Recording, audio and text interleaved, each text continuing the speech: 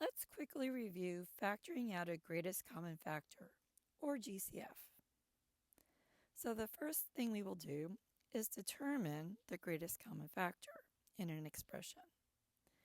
And then we will divide out or factor out the GCF from each term. So for example, 18x to the 6th minus 12x cubed minus 3x squared. So the GCF, let's first look at all the numbers. We've got 18, 12, 3. The greatest common factor of those three numbers is 3. Then each of these terms have a variable expression with x. So I have x to the 6th, x cubed, x squared. So I'm going to write down the x, and I'm looking at the exponents. I have 6, I have 3, I have 2.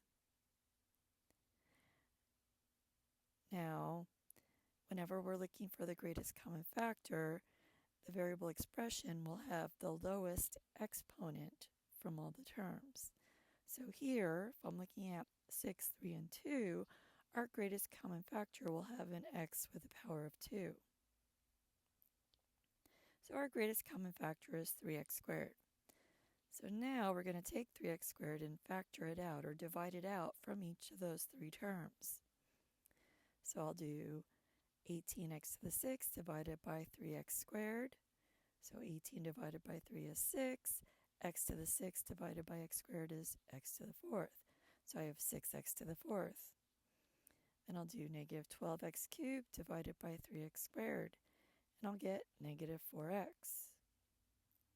Then I'll do negative 3x squared divided by 3x squared. And I get negative 1. So we have factored out our greatest common factor, and we now have 3x squared times the quantity 6x to the 4th minus 4x minus 1. Let's look at a second example. 25x squared y cubed plus 15x to the 4th y to the 4th. So let's first identify the greatest common factor. Looking at the coefficients, 25 and 15, our GCF is 5. Both of these terms have x squared and x to the 4th. So the x term with the lowest exponent is x squared. So I will have an x squared in my greatest common factor. Both of these terms also have a y term. So I have y cubed and y to the 4th. My lowest exponent is 3, so our greatest common factor will have a y cubed. So my greatest common factor is 5x squared y cubed. And now we'll factor that out of all of my terms, both of them this time. So I'll have 5x squared y cubed, and let's divide it out. I've got 25x squared y cubed divided by 5x squared y cubed. When I divide that out, I'm left with 5. I have 15x to the 4th y to the 4th divided by 5x squared y cubed. When I divide that out, 15 divided by 5 is 3.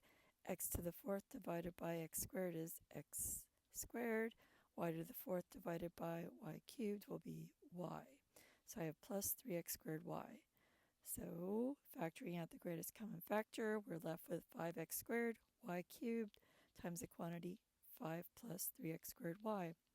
Now whenever we're factoring, the first thing we will always do is factor out a greatest common factor if we can.